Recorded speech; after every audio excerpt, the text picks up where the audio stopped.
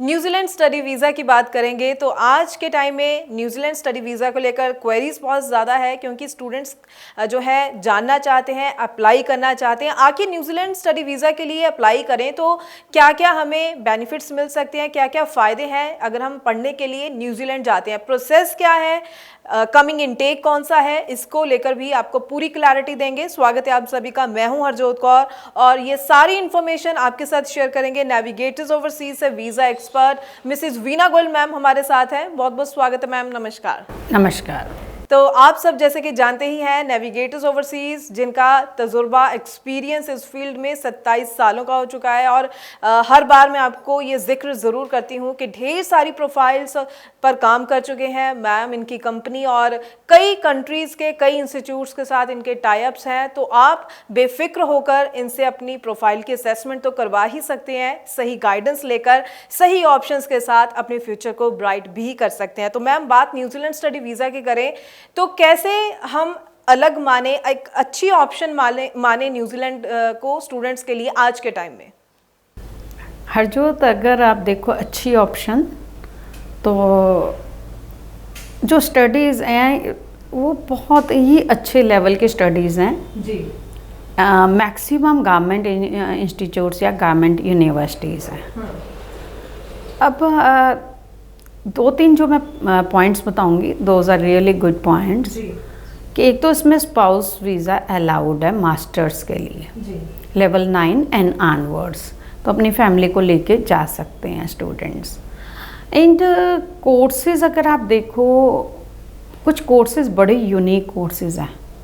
Highway construction करके एक इनका कोर्स है, दैट इज़ रियली यूनिक, जो कि ग्रीन लिस्ट में भी आता है, क्योंकि ये न्यूजीलैंड में कोर्सेज जो हैं वो ग्रीन लिस्ट वाले कोर्सेज को पीआर मतलब उस पीआर लिस्ट में आते हैं जी।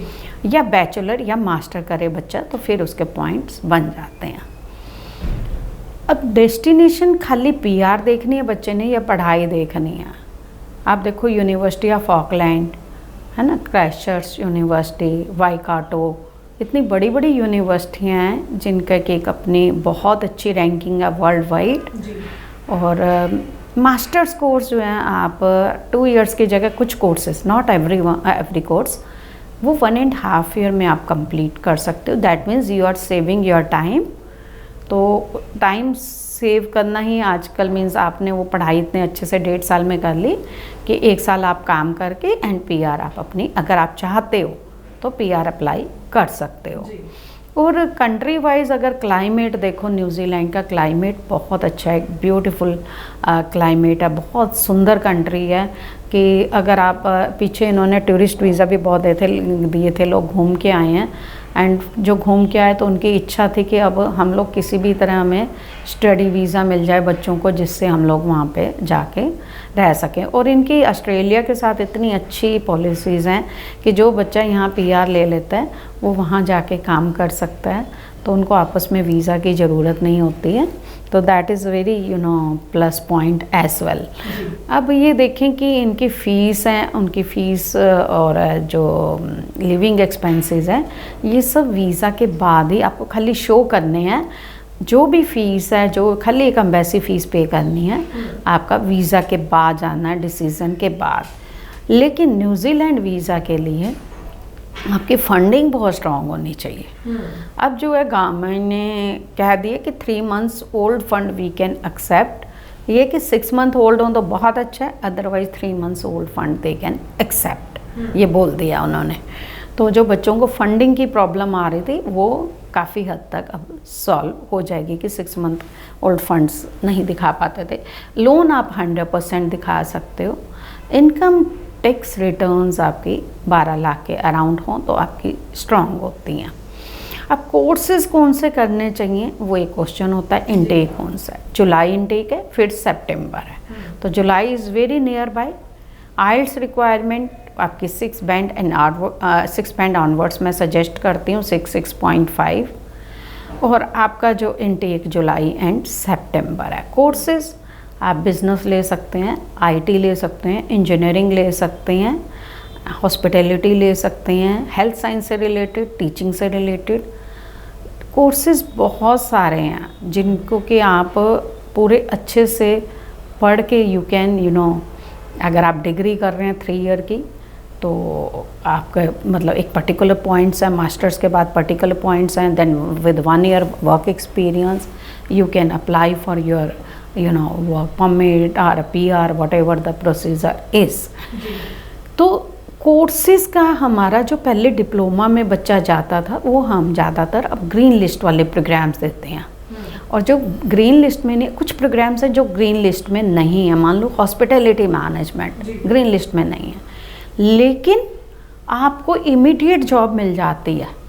तो जॉब आप अगर आप 1 ईयर करते हैं तो आप PR के एलिजिबल हैं। और इंस्टीट्यूट्स कुछ ऐसे हैं, जैसे मान लीजिए इस साल आपकी फ़ीस $20,000 है, तो आपके 11 लाख के अराउंड हुई 1 साल की fees, that is very economical degree अगर कर रहे हैं। नेक्स्ट ईयर की 18,000, उसके नेक्स्ट ईयर की 16,000, तो और कम होती जा रही है जी। तो आप देखिए कि आपको ये कितना कंफर्टेबल जो फ़ी स्ट्रक्चर हो गया आपका। जो अगर हम देखें वीज़ा के बाद आपकी जो है फ़ीस जा रही है, वीज़ा से पहले नहीं जा रही है। Destination is very beautiful for level 9 courses और masters courses, spouse can accompany you, तो that's a beautiful point to study. जी जी जी बिल्कुल।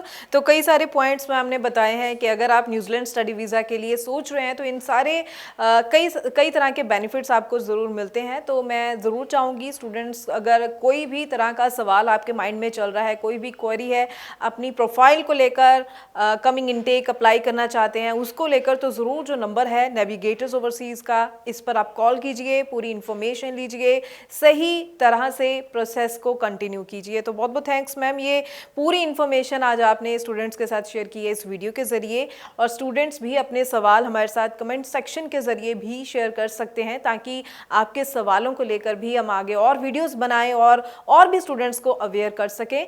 फ़िलहाल के लिए हमें दीजिए इजाज़त। Thank you so much. Thank you.